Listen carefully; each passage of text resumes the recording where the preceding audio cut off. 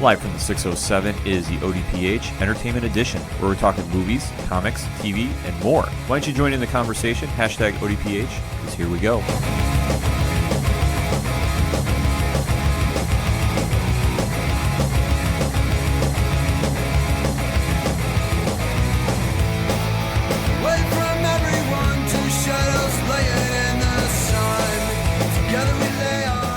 Coming back for another edition of the ODPH podcast. I am your host, Ken. Joining me this week, as always, it's Padawan J. Hello, hello, hello. Folks, we have a lot to discuss in the land of entertainment, so let's waste no more time, shall we? Hit us up on that social media, hashtag ODPH. Join in the conversation because, hey, we want to interact with you. Now, the biggest story in entertainment has to be the final season of Jessica Jones on Netflix. Mm-hmm. The end of the Marvel MCU for the Netflix streaming service, but definitely not the end of the characters. No. We have binge-watched the show. We are going to be talking spoilers. You have been warned. So in 3, 2, 1, Pad, what did you think? I thought the season was great. It was, better than season 2. It was very good. Not as good as season 1, but it was very good. And I will say that the villain in this season, we'll get to him more in a little bit, made my skin crawl a lot of the time. They definitely took some risks on this season. And I definitely think it was a step up, like a giant leap up from season 2. Season 2, Jessica Jones, I thought missed its mark for the most part, but it was good, but not great. And not the benchmark the season 1 set. Because season 1 with Kilgrave and, just the story material they were working with, it was just, and the acting was just spot on. Yeah. They obviously coming back for season 2, and Jessica Jones' history in the MCU is a little interesting for comic books. So to see the Rogues Gallery and obviously the direction they took with season 2, like I said, it was good, but not great. So obviously coming into season 3 and the expectation of this is the end of the MCU on Netflix, the bar was set pretty high. Yeah. But they absolutely nailed it out of the park, in my opinion. Yeah. This I kind of relate to when you talk about Daredevil season 1. Yes. And then Daredevil with Bullseye season. That this is where you go, okay. Yeah, I agree. Nothing against Daredevil season 2, which I thought was great, but when you start having those one-on-one characters and you really see the heroes pushed to their limits, and this is one that we saw Jessica really out of her element, but in a different way than we saw with Kilgrave. Because as we get into it, Jessica Jones is booming with business now. Yeah, she's like the hottest commodity in New York. Right. So her phone is ringing off the hook, and what starts off is just kind of a simple case obviously spirals into something more. As usually does with comic book stories. Right. And one of the characters they introduced is a man by the name of Eric, who has mind powers. Now, I did not realize this at first, but I did some research online. Okay. And he is the villain from Daredevil known as Mindwave. Oh, okay. Who is a very obscure villain. Yeah. I kind of would refer to this more as like when you talk about Flash villains. Yeah. And you say like, oh yeah, the Thinker. Like... Wait, who? Yeah, like not a real household name or Savitar. No. Something in that variation. So obviously he winds up meeting up with her, and then at this stage too, there's a lot of changes going on. Trish has now had the you can call it the super soldier serum wannabe. Yeah. She's now been injected. She now has her cat-like powers, which is more connected to her character of Hellcat, which is in the MCU. Yep. You have Malcolm, who is longtime Jessica's right-hand man, is now working for Hogarth, who is now feeling the effects of her ALS. Yep. And really kind of seeing what's going on there. And when this is all happening, in the background, they're kind of setting up for their major antagonist of the season. Yep.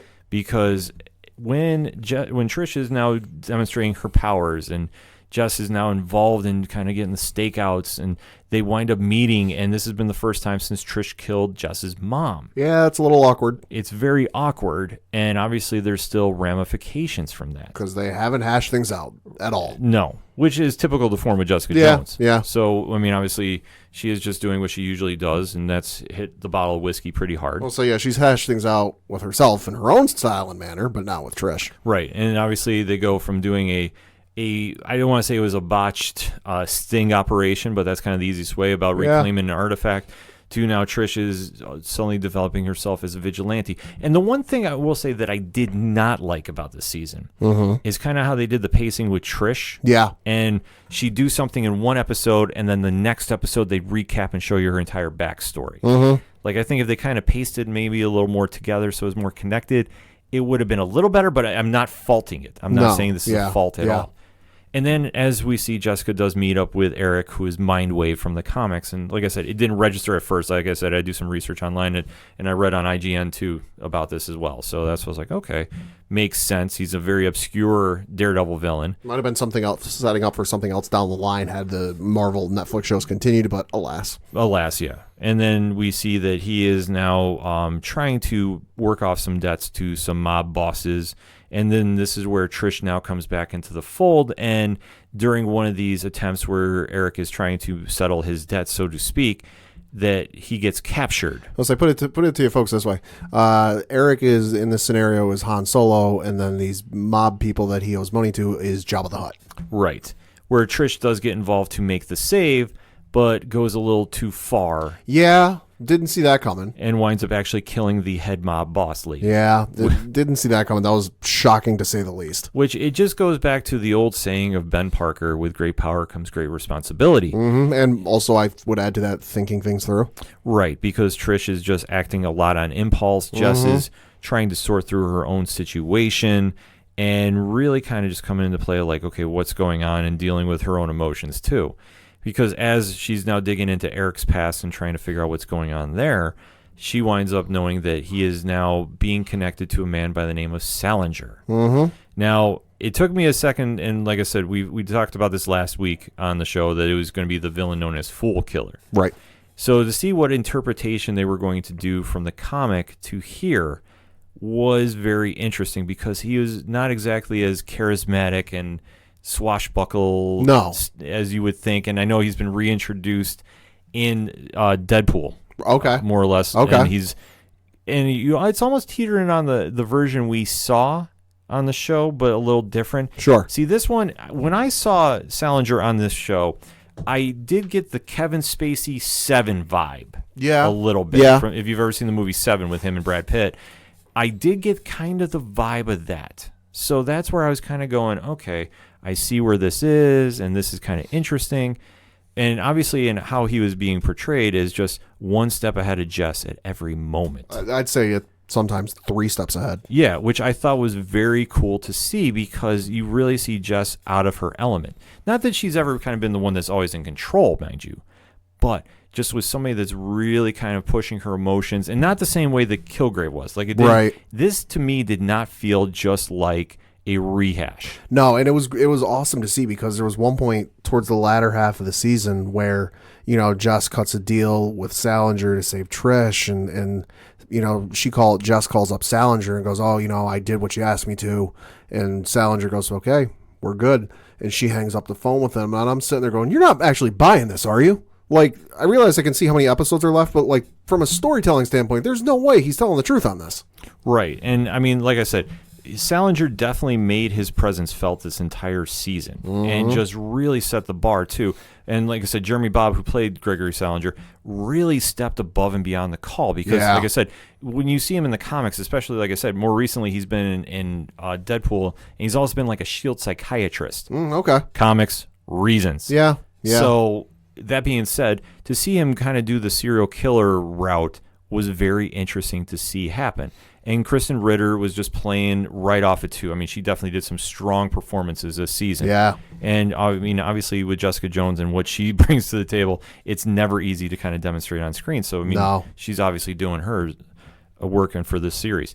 And then you flip it to what's going on too in the background, where you have Hogarth, who's dealing with her issues, and inadvertently or blatantly sets up a past love's husband's fall. Yeah, I mean, so Hogarth is sitting there. Of course, she's been diagnosed with ALS, and she had it at the end of during last season, and maybe the under half. I can't remember. It's been a while since I've seen season 2, but now it's really starting to like show its symptoms. Where there's a couple scenes where she has trouble getting up, she almost falls over, and she's dealing with the possibility of like, okay, you're not long for this world. you know, what are you going to do to be remembered and not just be like, you know, a footnote in history? And she's kind of doing everything she can to be on the right side of history, or what she thinks is going to be the right side of history. And like you said, she ends up like trying to, I almost want to say, balance out her checkbook and like fix some stuff in her past that she's maybe not so happy with, but she ends up making more trouble than than was at the start. Yeah, she winds up sending Malcolm to go dig up information on her lover's husband. I think the woman's name was Kith. Yes. And from there, he winds up in finding about this embezzlement about their deceased daughter's fund. Yeah. It's one of those scenarios like, okay, at the start, it's like, oh, you're reconnecting with this old friend, this old flame from college. Like, okay, I get this. I can understand this. Like, you're not long for this world. You're going to die soon. That makes sense. And then she goes the route of, oh, I'm going to, inadvertently cause financial ruin and ruin your marriage and cause your husband to commit suicide. Yeah, I mean, this is obviously something Hogarth didn't plan, and especially Malcolm did not plan, since he's the one that's been doing a lot of the groundwork. Right. And you really see him being morally conflicted this entire season. It's really interesting. It was really interesting to see, given last season where he was like, oh, I almost want to say double-crossing Jessica, like every turn, and like didn't give two you-know-whats for Jessica. Well, he was pushed away. Right. No, that's true. But like at the same token, like now you get to this season where like he's willing to do some stuff and willing to go some certain places, but he's got morals where like, listen, I'm not comfortable with this. I'm out. Yeah, Eka Darville, who plays Malcolm, did a amazing job this season, and definitely really showed the moral conflict he's having. Right. It's almost like he knows where the line is, and he knows he's crossing it, but yeah, he can't stop walking over it. I'll say it comes to the point where with Hogarth's law of practice, he's like the only person in that one who has a moral compass left willing to say no. Because as we go through the season, you have the whole storyline happening with Salinger to the point where like he's getting arrested and released. And then we find out, oh yeah, surprise, Hogarth is representing him because she's trying to fix her image after the situation with Kith and her husband making, New York headlines, if not national headlines. But she's trying to fix her image, and what's the best way to fix her image? Oh, I'm going to represent Salinger, and Malcolm finds out about this, and he goes, he's out there and killed people. Like, are we really okay with representing this? Yeah, and Hogarth knows that her firm is everything, and that the fact that she's losing control, she can't handle it. No, I mean that's why they even begin to open up the season where she basically tells Jess, when it's time to put me down, put me down. Right. And that turns into an absolutely wild scenario. And then as the mystery of Salinger is unfolding, we find out that when Jess was attacked at the end of episode 1, and she actually wound up losing her spleen due to the attack, she winds up finding out that it was Salinger. Not looking for her, mind you, but looking for Eric. Right. So now she has now become a target.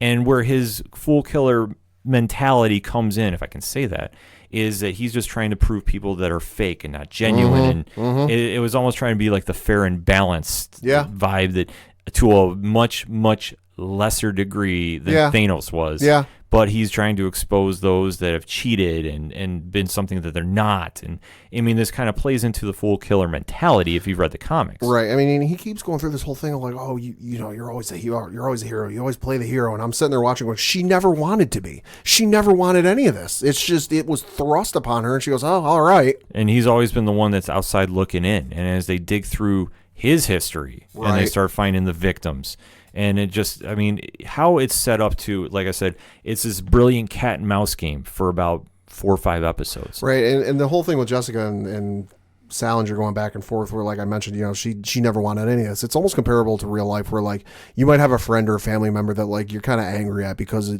from your perspective, you're seeing them do some things or maybe act a certain way that you're not happy about. But when push finally comes to shove and you finally find out why they're doing some things, you're like, oh, there was more to this than just that. It's almost like that situation, but Salinger never gets there. No, Salinger doesn't get there, but Trish does. Yes. Because as this is going on, Trish is now trying to become involved, and Jessica realizes that she's really running out of allies to help her, and she's trying to make good with Trish. Well, I mean, now that I think about it, she gets there, and then she runs away promptly. Yeah. So at this stage, it really gets kind of interesting to see where they go. And since Trish now gets involved in this situation, she now makes her immediate family a target. More importantly, her mom. Yeah, didn't see that one coming. No, which didn't, which turned out to be the biggest shock. I would say if you've ever seen Dexter, this is like when Dexter's wife Rita died. Yeah, no, this was left field as left field gets. Right, because Salinger winds up killing Trish's mom. Uh-huh. So all the complex and mentally challenging issues that Trish has now had to deal with her life are now coming tenfold. Yeah. Because now she's had to deal with the loss of her mom, and now what she goes, and obviously she is somebody that is just unhinged at this point. Yeah. Because she's now had the taste of her powers. But the one thing that she never realizes during all this is, and you take a look at season 2 with Simpson, a.k.a. Nuke, if you read the comics, he never was somebody that could handle the power that was given to him. Right. It drove him crazy. Yeah. And it did in the comics. Like, if you've ever read the stories with Nuke involved. Mm-hmm. So with Trish, you know that the mental stability is just slowly winding away. I think the other thing with Trish is, while yes, she's had people in her orbit, like Jessica, who are, there and can keep her grounded, when she got her powers, she was never willing to give them the time of day. Like, Jessica's out there, lost her spleen and trying to solve things, and all Trish sees, and she's got her horse blinders on, is, I have powers and I can help you. I don't care about anything else. Forget anything else. Yeah. And that's all that's driving her. I mean, she keeps saying, I got this, I got this, I got this. Yeah. And I mean, they do one great episode. I want to say it's like episode 9 or 10, where they show almost the origin of Hellcat. Right, yeah. And you see her, Rebecca De Mornay, playing Trish's mom, and Rachel Taylor, who plays Trish, going, as they say, growing up. And you see the younger actress who plays Trish, and you kind of see, like, how she's developed and how it's just, the broken down to be rebuilt, and just to see where she goes with this. You understand the justification when Hellcat finally snaps. Mm-hmm. And it comes down to Jessica is trying to make sure that Salinger is brought to justice the right way, that now she has to become a hero. Right. Which I think is arguably her biggest fear. Yeah. At this stage, because she definitely doesn't want to have anything to do with being heroic, but yet she finds herself thrusted into it. And now she realizes, I have to save Salinger and bring him to justice. I can't let Trish kill him. Right. It's almost the darned if you do, darned if you don't type scenario, where you see it a lot of times in movies, TV shows, and video games, where, like, either choice is not a good option. Like, either you kill Salinger and let Trish get in trouble for it, or you save Trish and let Salinger get away. Right. And like I said, this is when everybody's on the run, because at this stage, Trish is now trying to kill him. Jessica's trying to defend him. Mm-hmm. He keeps getting in and out of jail. Yeah. I mean, this is also after they've done searching into his past and going to wherever he lived upstate. Yeah. And they find out that he's killed somebody since... I think this was either upstate or in Massachusetts. I can't remember. It was somewhere, like, I can't remember off the top of my head, but it's kind of irrelevant, because once they bring it up, and then they now have the charges to bring him to justice. Yeah. Because he's always been that one step ahead. And he's also been that thorough to where, they've caught scenarios where they knew he was there and they knew he was involved, but they could just never tie him to it. It's almost like with Al Capone back in the the 1900s, where they knew he was doing stuff. They knew he was involved with it and behind a lot of stuff, but they only ever got him on tax evasion. They know Salinger's behind this. They know he's the one behind this, but he's so clean and thorough and just thinks everything through. That, like, I think the only reason they ever end up getting him is because some stray hairs got left behind. Yeah, it was stray hairs that they kind of had to mess around with. They do a little tampering, so to speak, in the crime lab in the police station. Yeah. So it's kind of interesting to see how they play, but they also have to tamper that to get Trish away. Yeah. Which Jess has to have the moral complex. Do I let Salinger go, or do I let Trish take the fall? Yeah. And she sides with Trish, and how Trish reacts to it is arguably the defining moment of her career as the hero, so to speak, because she crosses that line. She breaks into the police station and literally kills Salinger in an elevator. Yeah. To where Jess is, like, her entire work and her entire plan is now gone up in smoke. Well, and you could see that kind of building up to it, where, Trish was trying, again, you see this in movies and TV, where, she's really screwed the pooch on this one. She's really messed things up on this. Mm-hmm. And she's trying to, you see, we got to do X, Y, and Z to make it better, but then you screwed up and make it worse. You kept seeing hints of that something wasn't going to go quite right, because every time she's trying to get one of these bad guys and kind of get Jess an alibi of why she couldn't be the one behind this officer's murder that the police department thinks was Jess was behind. That, like, they really screwed up. Every time she's beating the crap out of this bad guy, embezzled money, did this, did that, the face changes to Salinger. Mm-hmm. And she, all of a sudden, I'm not beating up this bad guy who's, like, burning down apartment complexes that people are in just so I can build luxury ones and flip them. No, I'm beating up the man who killed my mother. So, like, you could tell, like, yes, we know she snapped, but, like, this is just showing how far she snapped, that, like, she doesn't see villains. All she sees is Salinger. Right, which is very interesting departure from the comic, but I mean, to a degree, Because if you've ever read the Hellcat comics, when she's been in them, Right. has a very unique history. I would suggest check that in your own time. That being said, though, it now comes to where we get to, I want to say the main event, but where everything is, once Salinger's killed, Jessica now has to do the one thing she's been dreading to do the entire season. Yeah. Which is bring Trish in. And boy, does she come in like a hot ball of fire. Well, she now knows. Oh, my Lord. The line is drawn. You want to break that down for us? Oh, my Lord. So you get this scene where she confronts Hogarth, and Hogarth is like trying to every way possible to get out of this and not get killed from it. And she's in her apartment complex in New York, and Trish comes in ready to just, rip her apart. And Jessica just comes in like a running back or a linebacker in the NFL and just like clotheslines her into the ceiling. Yeah, they have a great fight scene in Hogarth's apartment, and then it just keeps spiraling from there. I mean, at this point, it's now I have to bring Trish in. And I love the one line Jess has where she like throws Trish into the ceiling, and because earlier in the episode, she was gonna bring Trish in, and Trish goes, "Oh well, you just let me take a shower and kind of clean myself up?" And I'm thinking, "You idiot, don't let her do it." Mm-hmm. And she lets her do it, and she escapes out the bathroom window. So when Jess finally catches up to Trish, throws her into the ceiling, and Trish kind of picks her head up off the ground, and Jess has a line something like, "Oh, I let you sneak out the window. I let you get that one. It's not gonna happen again." Right. But then when she does sneak away, though, she does escape. She tries escaping out of the country. Yeah. And then she makes the deals to get out. Yeah. And she's trying to sneak away via coffin. Yeah, and I thought, wasn't the initial plan with this she was just going to go to Canada? Yeah, she was trying to escape. Like that? But then Jessica decided to reveal who she was right on national television. Oh, that was incredible. And that was it was the card you saw. There was so much pain in trying to do. But she knew that I have to flush her out. Yeah. And I have to really expose her. So Trish pulled every string she could to escape. Once Jessica tracked her down to the airport, though, that's when everything got crazy. Yeah, because Trish goes to Hogarth and goes, "Oh, I need to get out of the country and I need to do this." And Hogarth had some connections with some smugglers. I think it was it on some sort of military type plane or something? They were going to fly her to Thailand, and then she was going to have a layover there, and then she was going to go wherever she wanted to go. And she wasn't going to be able to come out of the coffin during the entire, however long the flight is from New York to 17 hours. They said. That's a long flight. She wasn't going to be able to come out of the coffin, which was built in with some sort of breathing oxygen device where she wouldn't die. But she was going to have to sit in a coffin for 17 hours before she could do anything, and she wasn't exactly comfortable about that. And then I thought it was real interesting that Hogarth told Jess at least where to find her. Yeah, well, Hogarth has been dealing with the ramifications of her actions all season. I mean, you take a look at when she was dealing with her lover Kith, and then what she was responsible for there, which was causing her husband to commit suicide, rather. Yeah. And then she's trying to make good. Like, I thought one of the weirdest things was Hogarth showing up at the funeral. Well, yeah. Which I was like, what the heck are you? Messy. Yeah. So I think for her, it was just trying to deal with, she knows her time on Earth is limited. She's trying to fix the problems she's made as much as she can in her own different way. And obviously telling Jess was the big factor to say, I've committed this wrong. Let me try making this right. Yeah. And then Jess and Trish had this massive fight down at the airport.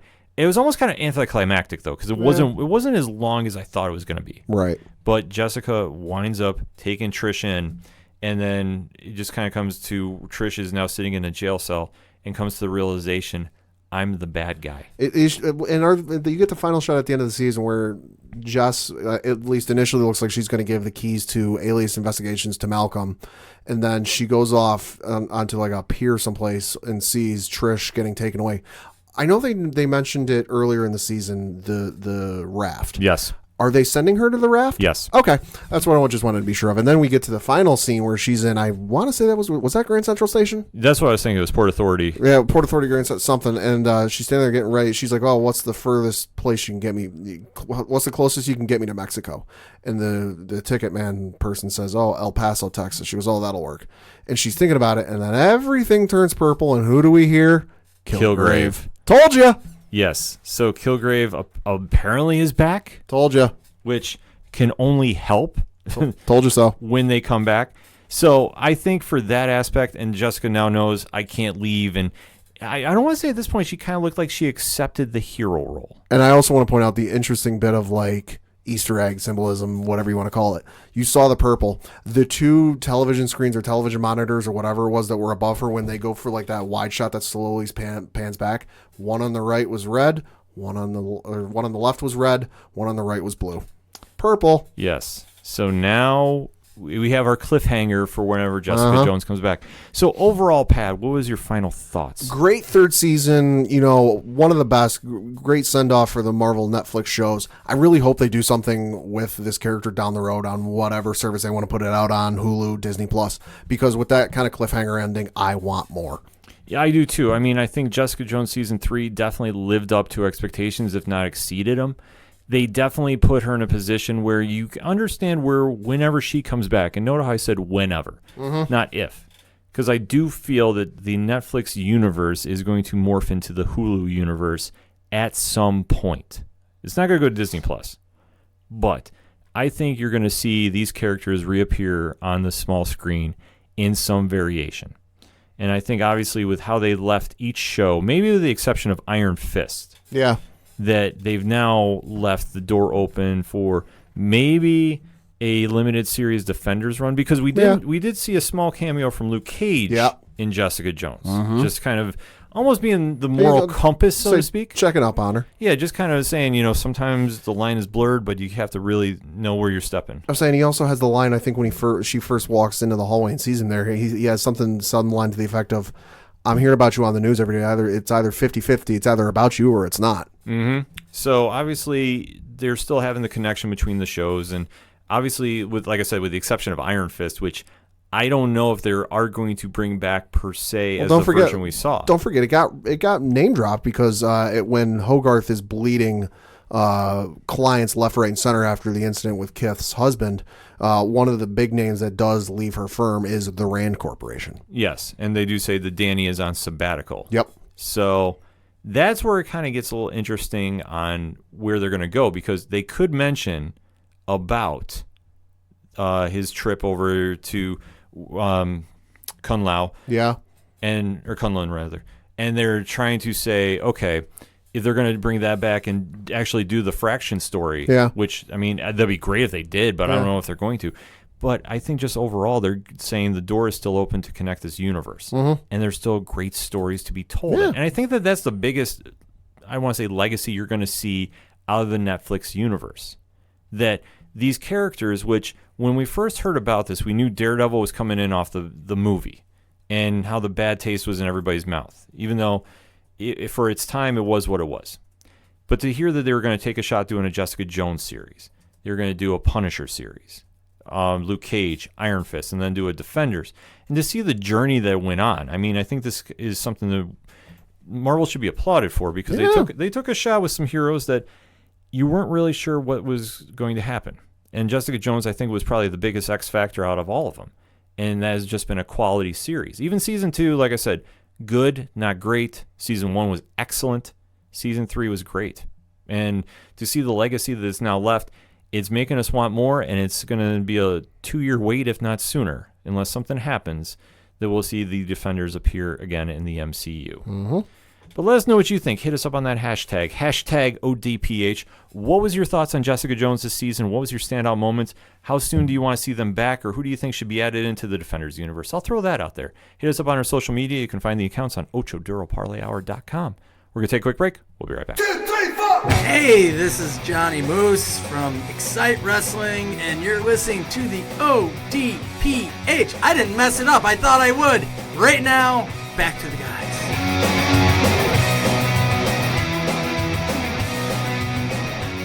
Coming back for another segment on this edition of the ODPH podcast, and we have to kind of do a follow-up story from last week. Now, Pat had broken down hashtag ODPHE3 2019, but there was a big story that happened after we recorded. Kingdom Hearts 4? No, I wish. Yeah, that happened.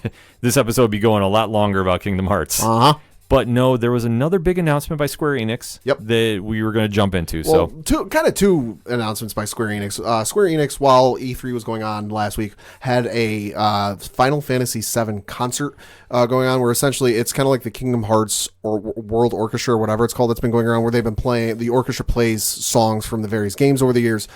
This one was the same, but for Final Fantasy VII.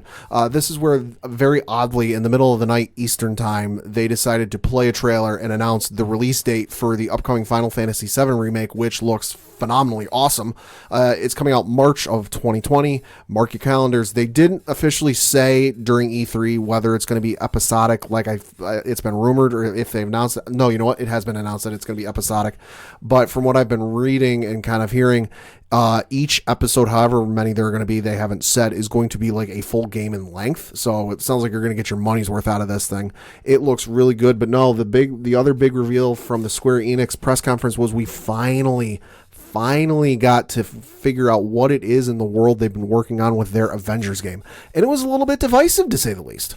Yeah, I saw the trailer. I mean, I thought it looked good. Yeah. I was very happy with it. I mean, I know the biggest online chatter that we've seen with this is it doesn't look like the movie characters. Right. And the facial graphics do not look the best. No, I will agree. If you compare this to the Spider-Man PS4 game, graphics-wise, it does not look good or comparable to that.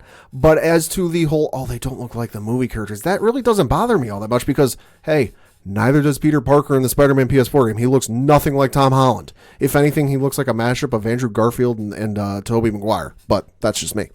Right. So going into this, the premise of the story, it looked like that there's an attack on the Golden Gate Bridge in San Francisco. Well, so they're getting ready. From what I've read from people who got to play the demo that they featured during the press conference, which from what I've read, the gameplay you saw during that trailer, if you look up the trailer where it's kind of like looking over the shoulder, that's gameplay footage. That's not like CGI trailer. That's not them making things look fancy. That's how the game is going to look. That's how the game is going to play.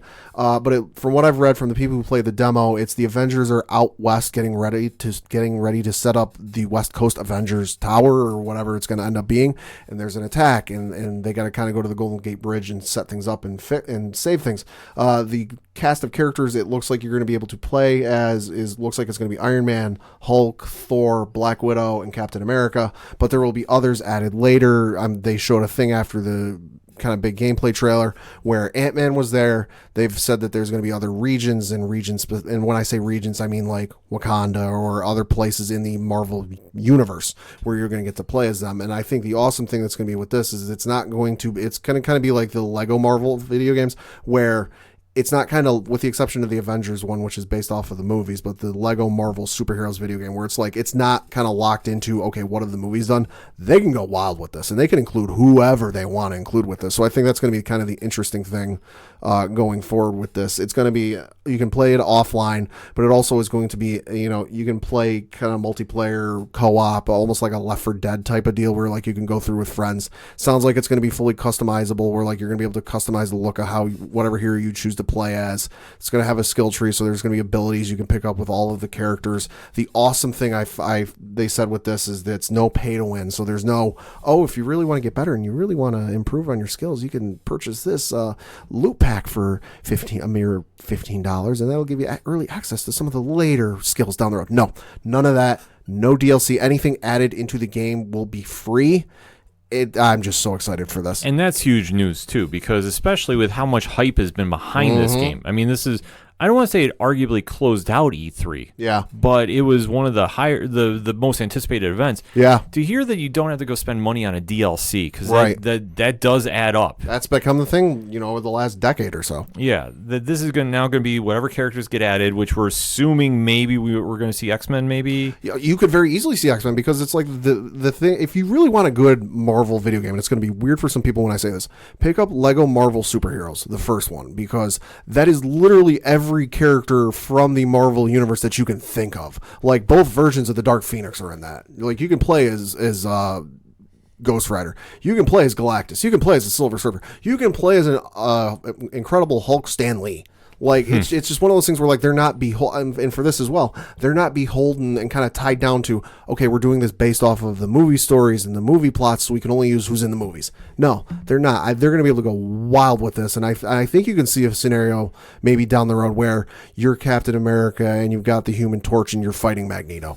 See, now this is a very interesting setup they're going to do, which, I mean, I like it that they're not going to have like a shared Marvel universe in a video game setup, because we haven't really seen one since Ultimate Alliance, the first couple. Now, I know Ultimate Alliance is coming back for, what is it, Nintendo Switch? Yep, the Nintendo Switch. So this is now going to be the Avengers play Avengers, or however they're going to find the game as. Yeah. is now going to be on Xbox. It's going to be on PlayStation. It's going to be on all the big formats. Yep. So this is going to be really cool to see for the first time in a long time that you have the expanded Marvel universe. And they didn't outright come and say it, but they kind of hinted at it. It sounds like this might be tied into the Spider-Man PS4 video game, which would, like I said before, it would make sense because the Avengers Tower is in that video game and they are referenced. And to see that if they're going to actually try doing a shared video game universe, I mean, how is that? Has that ever happened before? Not that I can think of. I mean, obviously you've had the Marvel Capcom video games over the years, but there's never been anything to the degree of like, you know, a Marvel movie where like stuff ties in and everything's connected. I mean, yeah, you've had Kingdom Hearts over the years, but that's really kind of like self-contained in one thing where it's like, okay, it's all kind of like centrally focused. It doesn't get really outside the core characters. It doesn't really bring a whole lot in. You might have some people float in and out from the various worlds and the various Disney movies, but like it doesn't really get to the level that they might be able to do with this, like a Marvel movie. And that's going to be a really huge thing to see because now I want to say that this was the crowning jewel of E3, but what do you think was the biggest moment of E3? Biggest moment of E3 probably had to be Keanu Reeves showing up for the Cyberpunk 2077 portion during the Xbox press conference. I think the other big one that kind of caught everybody off guard was at the end. Nintendo kind of closed out E3. They obviously E3 still went, but they were the last big press conference that went on. They went through, they did their whole thing. They announced Banjo-Kazooie was going to be the next character to get added to Super Smash Bros. So I know people were going bonkers for that one. But then the big one they did was at the end of the thing, they pulled the old Steve Jobs Apple. Just one more thing. And they started showing off a trailer with the Legend of Zelda Breath of the Wild type look, and everyone's like, oh, this is going to be DLC for Zelda, which they've never done before. But no, they went and announced that the sequel to Legend of Zelda Breath of the Wild is in development. When that comes, nobody knows, but that kind of set the internet ablaze with, oh my God, another Legend of Zelda is getting made. We're not going to have to wait 5+ years for the next one. And that's huge news. I mean, to see the reaction, Zelda has one of the biggest followings in video game history. I mean, and to see the detail they put into those games, too. I mean, that's the true telling sign. Because especially when you start talking about video game franchises, I mean, Mario's up there, obviously. Zelda, a lot of Nintendo. There's a lot of lineage to it. And that's why we say it's such a big deal about the Avengers now getting their show. Because Final Fantasy has its own unique following. Yeah. And just the fact of redoing 7 is... Seven's got to be one of the most critically acclaimed games and one of the most beloved games of all time. I mean, whenever you talk to a lot of video game fans, depending on how long they've been playing video games, but if you talk to like a long time video game fan, you know, a lot of people are going to put Final Fantasy VII in their top 3, if not their number 1 overall favorite video game of all time. So why do you think they're redoing it? I just think it's been something they've been wanting for a long time. There's always been that talk of like, not necessarily redoing it, but re-releasing it with modern graphics. But the hard thing with that is that's kind of been the big thing with PlayStation 3 and PlayStation 4. I can speak for those because I can remember there were a lot of games that got kind of re-released as remasters and all that. I know they did the Ratchet & Clank games on PS3. They did the Last of Us game that came out on PS3 and they put it out on PS4. That's kind of been the big thing. But like the easy thing with those is it's kind of like within the same time span technology wise.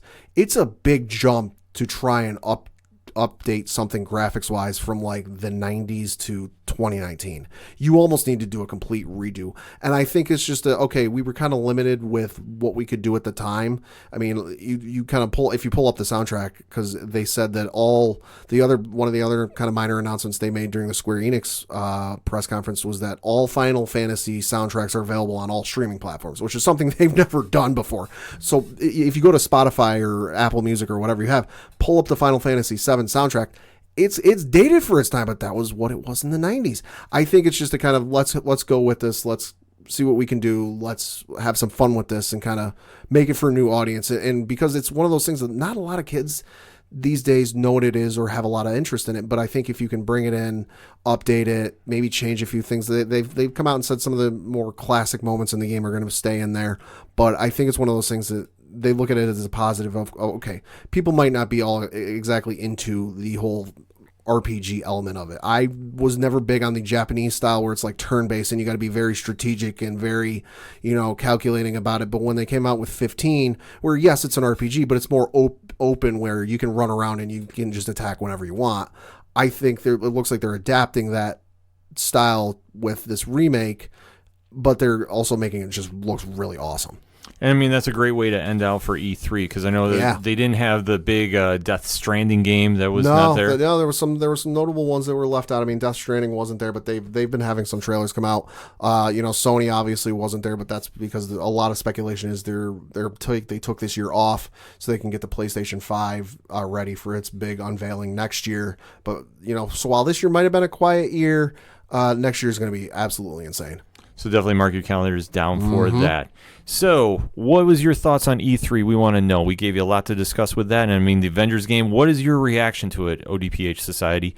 Tell us, hit us up on those hashtag ODPH. What was your takeaway from E3? What is your takeaway from the Avengers game? Are you excited for it? Are you not? We want to know. We're going to take a quick break. We'll be right back.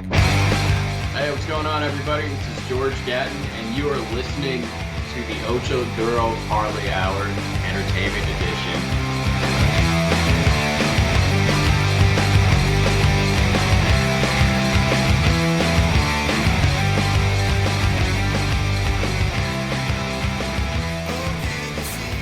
Coming back for another segment on this edition of the ODPH podcast, and we got to talk a little Agents of S.H.I.E.L.D. Now, they took the week off last week for the NBA Finals, so congratulations again to the Toronto Raptors. But we have to get back into our coverage of Coulson and company. Them agents came back, and great episode this week to come back on.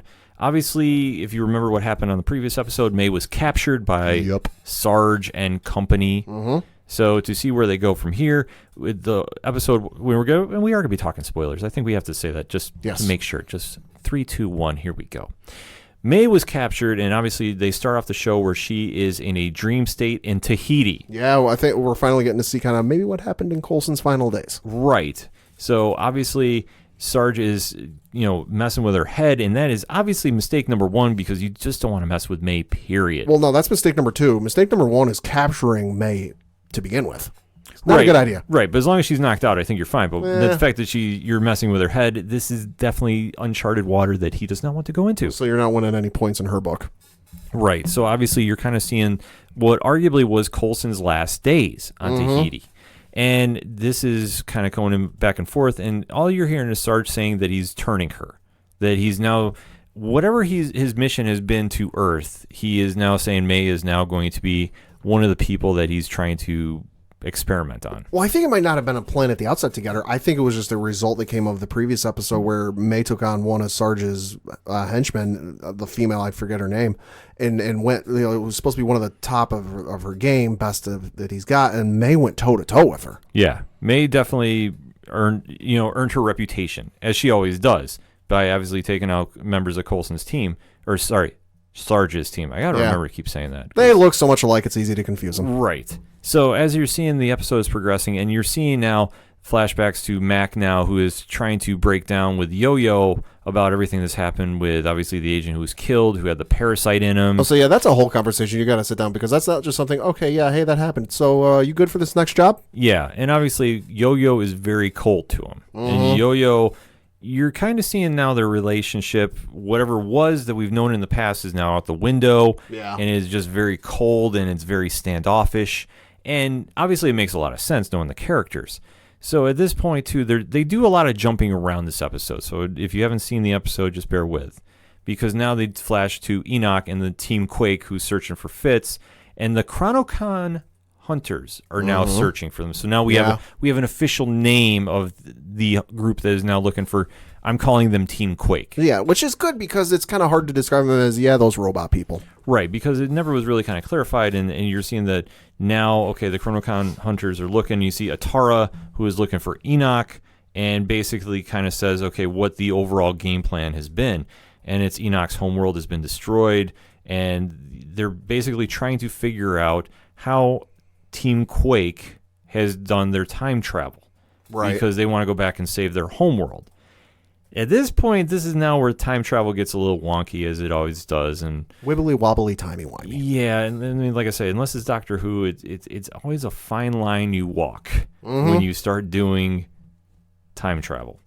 So, and as they're going through this, you're seeing Fitz is now being held as a bargaining chip to get the information from Quake and Simmons on how they did this jump. Yeah, not the smartest idea, because you got a fair amount of people who are going to be motivated to get him out of there. Right, which, I mean, this has been their whole mission they took off into space for. So this is going to be interesting to see how this all plays out. And then they flash now back to Earth, where you see Sarge is interrogating May about Coulson and trying to figure out, okay, who is the real Philip J. Coulson? Mm-hmm. Because at this stage, we're already, 5-6 episodes in already of the season? I want to say this is episode 6 that just aired. Right.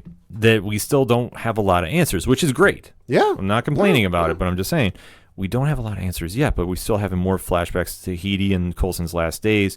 And then at this point, May is being transferred into an initiation room. Yeah. Which Coulson just kind of leaves a knife and says, fight your way out. Figure it out on your own, kid. Right, because they have somebody that's been transformed by the parasite after they've been killed, and now this is May fighting for her life.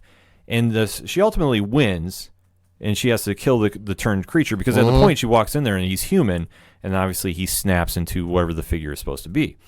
And then we kind of flash forward to where Dr. Benson is at S.H.I.E.L.D.'s headquarters, and he's asking 1,000,001 questions this year. Still, because he's still getting stonewalled on answers. Right, but you also don't really know about what his ultimate agenda is, too. That's true. Which this is what S.H.I.E.L.D. is based on, because it's a super spy organization. They're not exactly forthcoming. Everybody's not exactly an open book. Yeah, I was thinking it'd be, all right, what do you really want to know? I'm open. Yeah, because you're seeing Benson is getting questioned by Mac, and then they kind of flash again to where Yo-Yo comes in and breaks down what the knife does that everybody sees. And now this is the first time that Yo-Yo remembers what this is called, and it refers to the parasites as shrikes. Yep.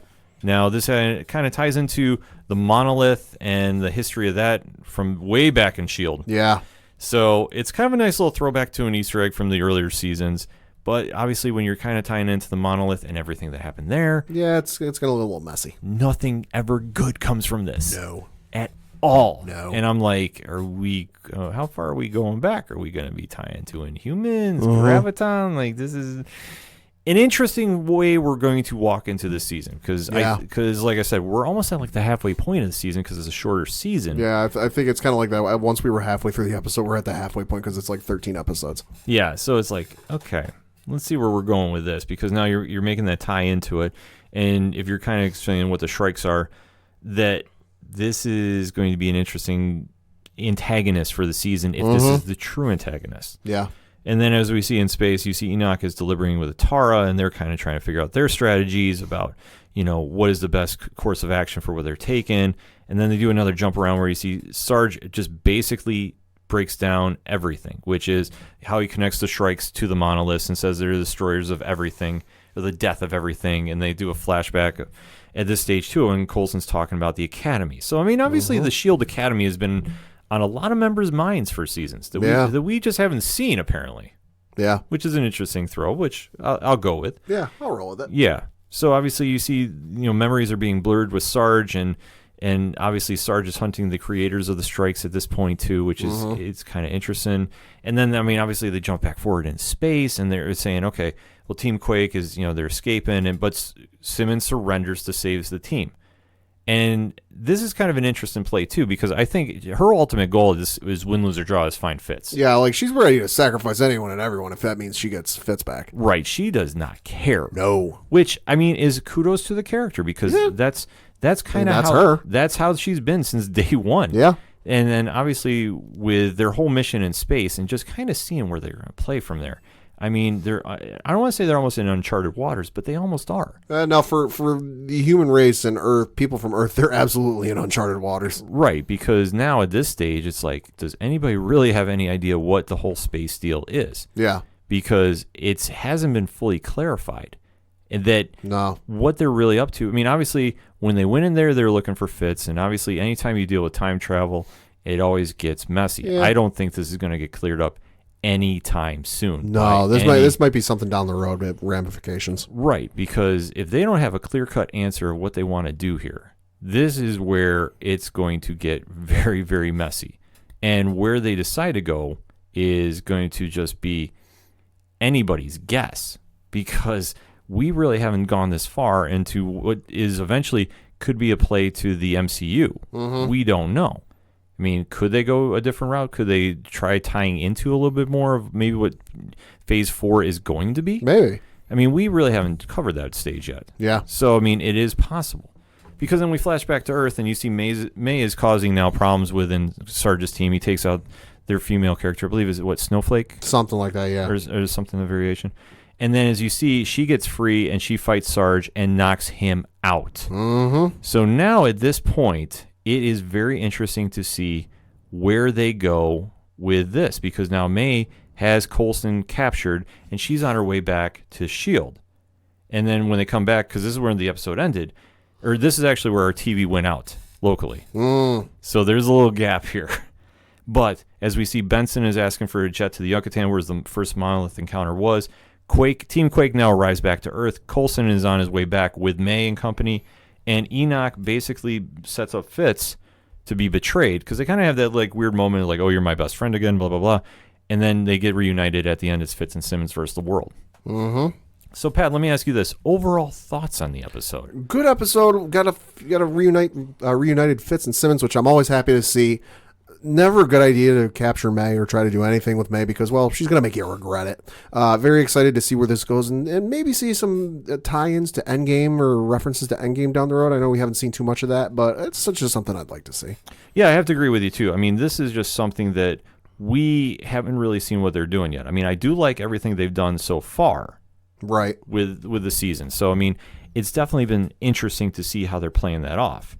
And with May now bringing Coulson back in, it's going to be interesting to see what they decide to figure out who is the real Philip J. Coulson. Is it the one who died in Tahiti, or is it this one? And then how do they explain it? Because I don't think we're talking life model decoys here. No. We could be talking Skrulls. Yeah. That is definitely an option on the table. It's on the table. Especially, like I said, the biggest mystery of this whole season is, okay, what are they still doing in space? Right. Because now you have Fitz and Simmons on their own, isolated from the team. You have the regular S.H.I.E.L.D. team now reunited finally, which, like I said, about time.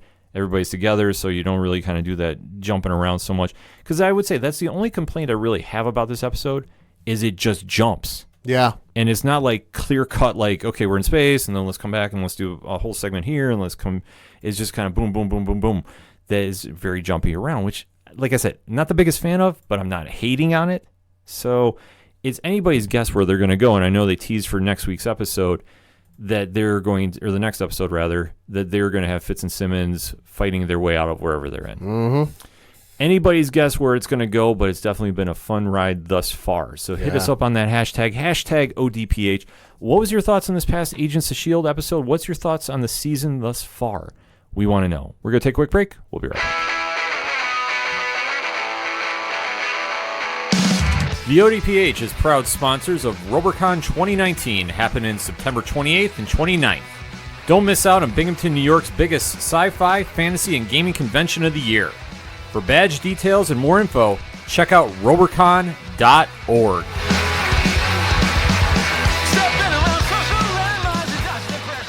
Coming back for the final segment on this edition of the ODPH podcast, Pat kicks off his own one-shots. So, got a couple things. As we record today, we got some interesting news from Disney, specifically Kevin Feige. Kevin Feige has said that Avengers Endgame will be coming back for a theatrical re-release next weekend. So it's not this weekend as we record, but the one following, that will include a post-credits extras not included in the original theatrical release. So think of this as like the bonus features you might get with the Blu-ray added on to the end of this. Writing on the wall there, absolutely trying to pass Avatar's all-time record. Now I know some people are kind of knocking it and it's a money grab. Let me dig up a little bit of history you might have forgotten, folks.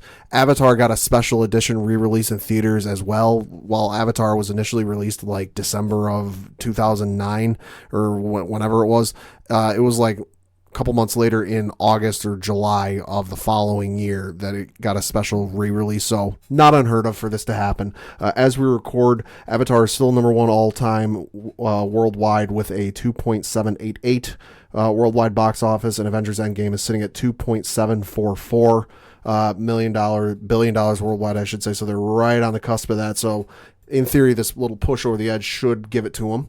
Also got some interesting news about the next movie in the Kingsman saga, of course, directed by Matthew Vaughn. Two great movies. The third one coming out will be released in February of 2020 and will be called The King's Man. This will be a prequel, like I said, released in February of 2020. And the premise of the film is, quote, as a collection of history's worst tyrants and criminal masterminds gather to plot a war to wipe out millions, one man must race against time to stop them. Discover the origins of the very first independent intelligence agency in The King's Man, directed by Matthew Vaughn, coming to theaters February 2020. And my God, this cast is insane. Break it down. So you've got Aaron Taylor Johnson playing and being in the movie, of course, was Kick-Ass in the movie Kick-Ass. You've got Liam Neeson in the movie. Yeah, that Liam Neeson. Okay. You've got Matthew Good in the film, who was Ozymandias and was also in The Imitation Game. Ozymandias from Watchmen, of course. You've got Charles Dance in the film, who, Tywin Lannister is in the film. You've got Ray Fiennes in the film, who more recently has been M in James Bond, but also played Voldemort in the Harry Potter films.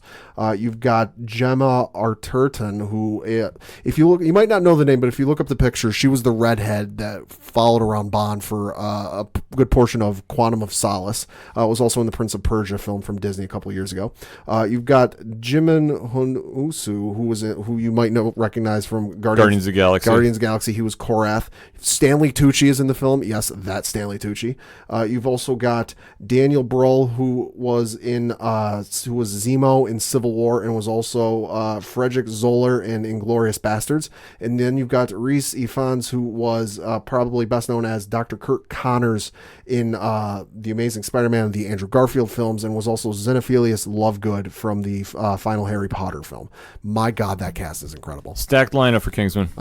So it'll be exciting to see. When is the release date for that again? February 2020. So definitely mark that date down on your calendars, folks. You know I have. Absolutely. So now going into my one-shots. Mm-hmm. Well, one of my favorite shows, Pad's favorite shows, is coming back this Monday as we are recording. Yes. June 24th, Legion. Final season, which they said that this was the plan all along. And Okay. I fully believe them. Okay. And obviously, if you've never seen Legion on FX, it's going to be Monday, June 24th, 10 p.m. The story of David Haller, who is one of the most powerful yet psychologically damaged mutants in all of history. And they have really gone some places with this show that when I first heard this show was being announced, I was really like, they're going to do a Legion show? Right. Because he's got a very messy history, to say the least. Mm-hmm. And obviously, with the power that is one of the Omega-level mutants in the Marvel universe, the comics universe, with multiple personalities is usually never a good thing. Yeah, no. And they have done this show very well, very tastefully. It is by far and away the most visually impressive show you're going to see on TV. No, easily. The visual team on this show is top notch. You're going to see just your whole head is going to spin at the show. The show might not win an Emmy for like best story, best this, best that. But if they don't win some sort of award for the visual effects in the show, it's a crime. Right. And this is obviously going to be the end story between Legion and the Shadow King, which has been built up now for 2 years.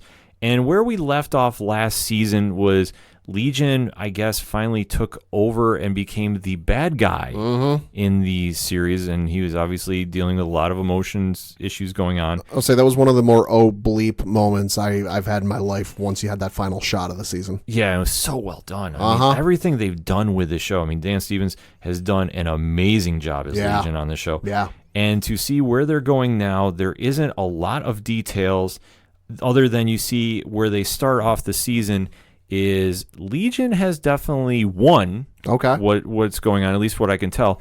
And he's almost in like a Zen-like peace mode, so to speak. Like it's a very unique stance that he's in.